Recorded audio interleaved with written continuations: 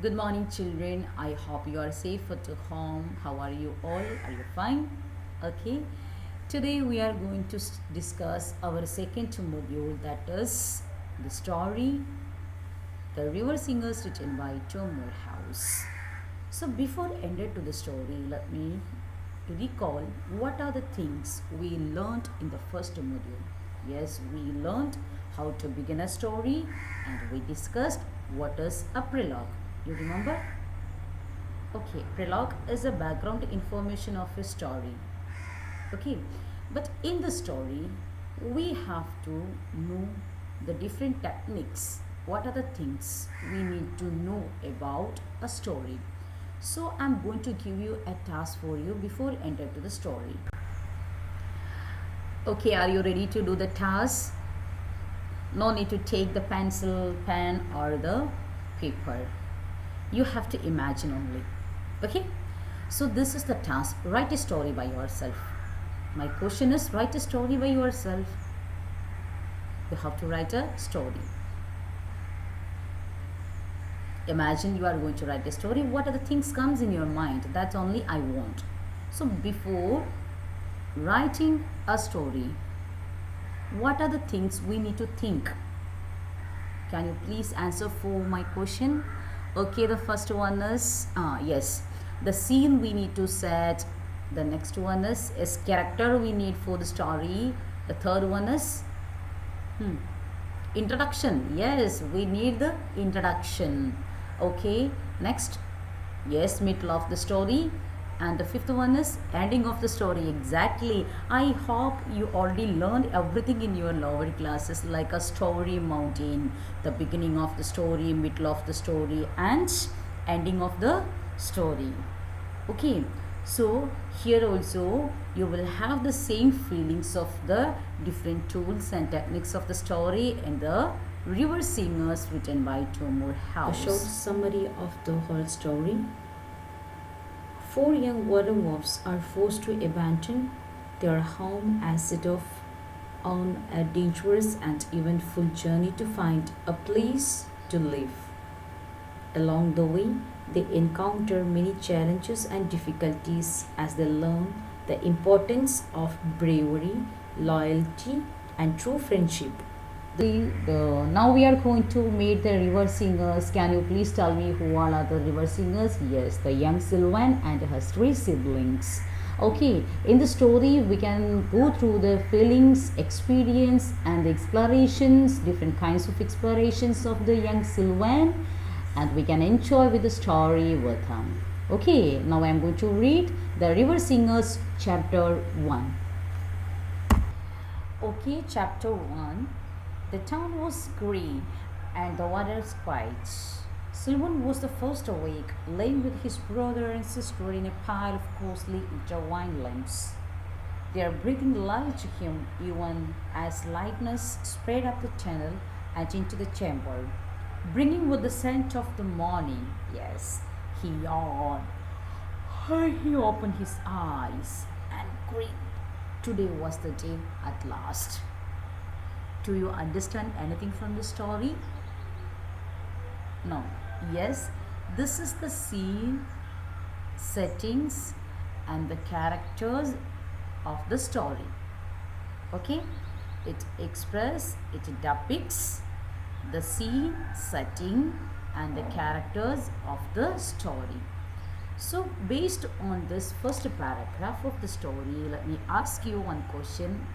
The story is in the morning, evening, or in the night. Okay, you can see one haikus over here that he yawned, he opened his eyes, and he grinned. It says that you are scratching in the morning. So it says that the story, it is in the morning. Let us discuss about the first paragraph of the story, The River Singers. Here in this paragraph, you can see the setting, scene, and introducing the main character of the story. Main character means the protagonist of the story, that is our young Sylvan. Children, I told you about the haikus. Actually, it's not haikus, but I felt it like a haiku. That's why I told you the last, not last, second last sentence of this first paragraph. He yawned, he opened his eyes, he grinned. Who is he? And this line. Yes, that's our young Sylvan. Do you know what is haikus? Haikus are known for their ability to paint a vivid picture in just a few words. That's why I told you that it seems like a haiku. Okay. Now we go to the second paragraph of the story. You have to listen and enjoy. Sylvan extracted himself, ignoring the other's sleepy protest, and sat with twitching whiskers at the entrance to the chamber. He was sitting over the entrance of the chamber. He should wait for them, he knew. He knew that he should wait for others. They were supposed to go out all together. They are supposed to go out of the barrow. But the heir stayed with the promise of new things, and with a final glance at his siblings, he stole away down the town, paused and padding on the soil. He had known the way ages now, a left, a right loop around the knot of the road, then paused at the place where the roof had fallen. He tried to get out of his house, one eye to the sky. Cure, the sun checked the sands the onwards, downwards, to the lower places, the entrance to the great river and gateway to the wall. Slowly, he tried to get rid of his harm and he reached the banks of the great river. He can feel the scent of the great river. Okay, now I'm going to read the third paragraph of the story. What it explains. Okay, let's go through the story. With each downward steps, the light grew brighter and the air fresher, more exhilarating. Another tones, a slight rise, and third she was. Who was there? The great river.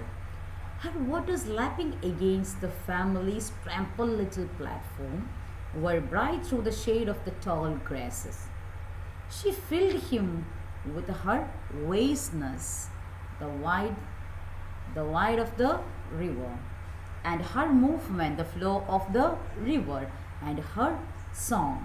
Okay, only sensitive can understand the song of the river. Okay, he felt the stirring of hunger. He desired to dive into the water, to twist, to flow with her. He hesitated. One four-footer raised everything, urging him out and into the world. Okay, this paragraph of the story explains how strongly Sylvan is tied into the river. You get me? It explains the beauty of the great river. Also, it explains how Sylvan is dying to dive into the river. Okay, next, the last paragraph of the story, that is, and what exactly do you think you are doing, young Sylvan? The mother interrupted. A paw was on his tail, pinning it to the floor. Sylvan froze. He placed his foot hurriedly back into the ground. As his mother removed her paw, he turned radiating guilt.